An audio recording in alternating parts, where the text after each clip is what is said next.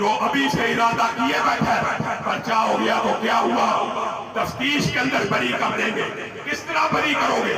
वो इकरार करता है मैं सैयद नामी रमाविया के खिलाफ जुबान को चलाऊंगा, उसने इकरार किया। इकरार जुर्म के बाद मजीद किसी तफ्तीश की जरूरत नहीं है। और मेरे भाइयों, अल्लाह की कसम, हमारा अमीर बूढ़ा प्रोफेसर साजिद ने 85 बरस का एक मुकदमा पूरी जिंदगी में नहीं। चीफ ऑर्गेनाइजर इब्तिसाम इलाही जहीर 50 बरस का। अस्सलाम वालेकुम वरहमतुल्लाहि वबरकातुहू। अभी कुछ देर पहले इलामा शामलाई धीर साहब ये फरमा रहे हैं कि जी हमारी कोई 20-22 दिन की जद्दोजहद की वजह से और इंजीनियर मोहम्मद अली मिर्ज़ा गुस्ताख साहबा के ऊपर FIR दर्ज हो गई है, तो अब हमारी ये रिक्वेस्ट है कि जनाब जल्दी से ना इस कार्रवाई को शुरू किया जाए और इसको ज़्यादा ना लमकाया ना जाए। ठीक है जी। सबसे पहले तो मैं अपने पाकिस्तान के तमाम अहले सुन्नत को ये इतला देना चाहता हूँ कि अल्लाह के फजल और रहमत से 20-22 दिन की मुसलसल जिद्दोजहद के बाद अल्हम्दुलिल्लाह अल्लाह रब्बुल इज़्ज़त के फजल करम से और उसके बाद इंतज़ामिया के ताउन से एक गुस्ताख साहबा के खिलाफ पर्चा और मुकदमा दर्ज हो गया।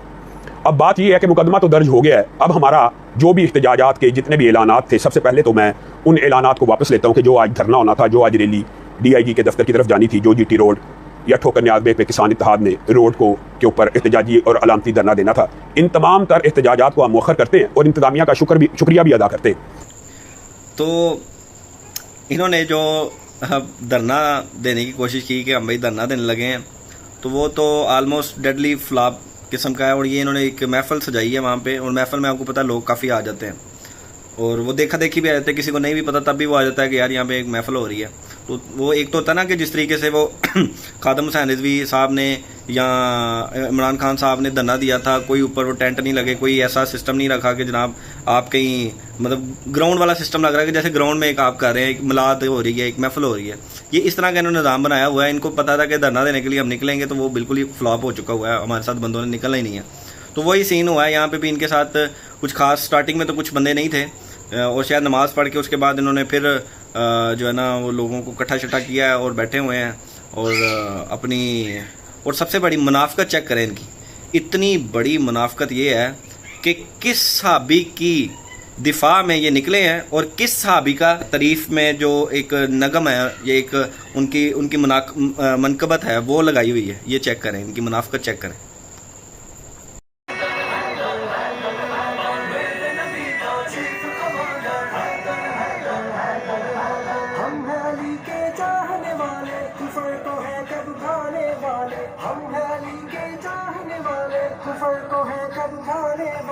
आज भी खटके उसको बराबर है कर है कर है कर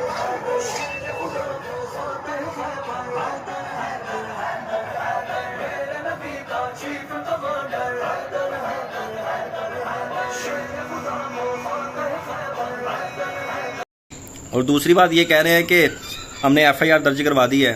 देन व्हाट सर, इससे क्या निकल आएगा?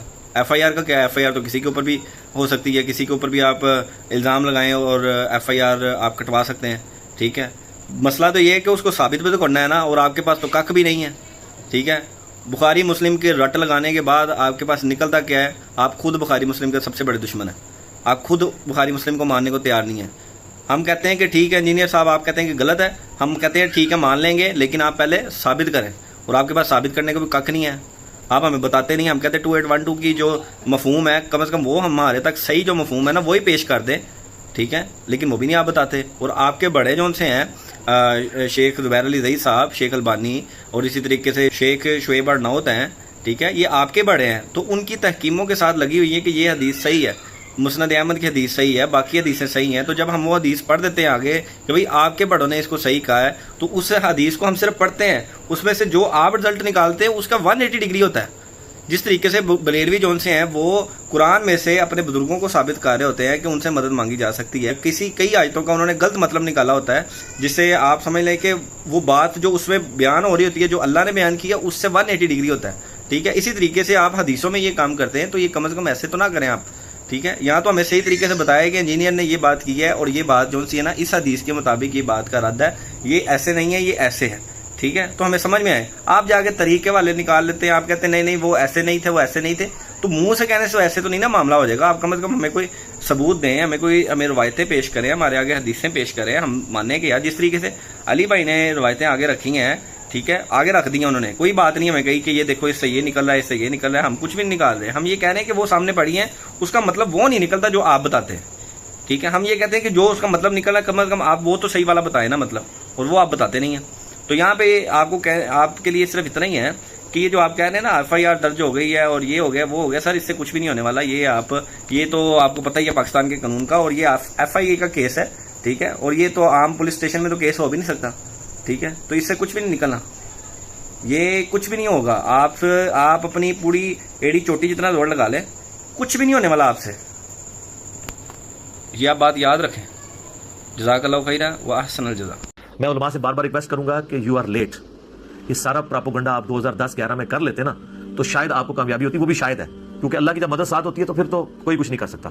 मैं इस दावत की गैस 1 रुपया नहीं किसी से चंदा ले रहा, चंदे हम इनको दे रहे हैं, नमाजें हम इनके पीछे पढ़ रहे हैं, अभी भी मिलते हैं, एहतराम के साथ मिलते हैं, ठीक है।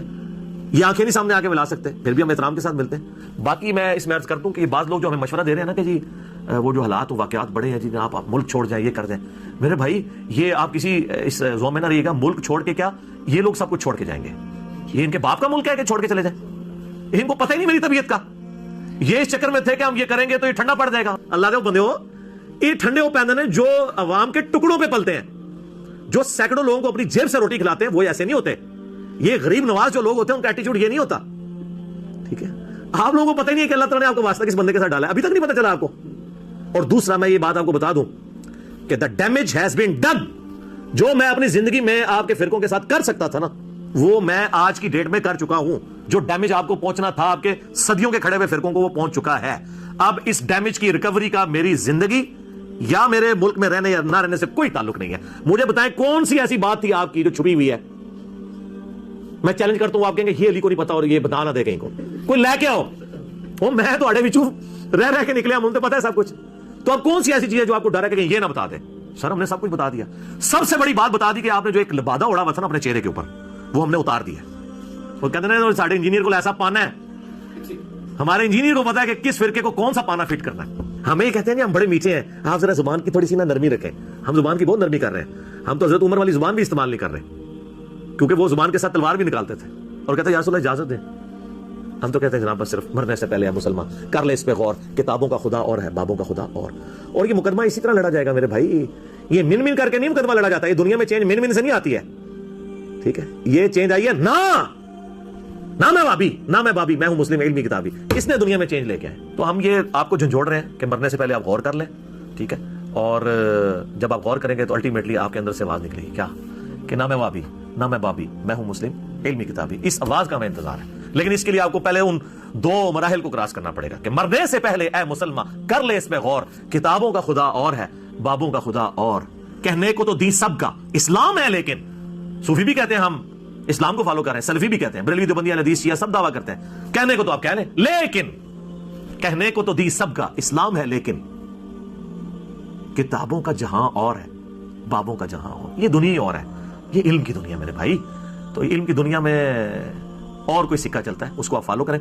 आप मेरे बारे में बेफिक्र रहिएगा कि मैं किसी के दबाव में या किसी डर की वजह से ये मुल्क छोड़ूं या मैं दीन इस्लाम की तबलीग छोड़ दूं और इन फिरकों को नंगा करना छोड़ दूं जिन्होंने इस्लाम का जनाजा निकाला है अपने जोम में। ये तो आप कहानी खत्म। और दूसरा, ऑलरेडी मैं इतना कुछ कर चुका हूं कि अब मजीद ना भी हो, वो वीडियोस अपलोड होती रहे ना। मैंने 12 सालों में इतना बोलूं।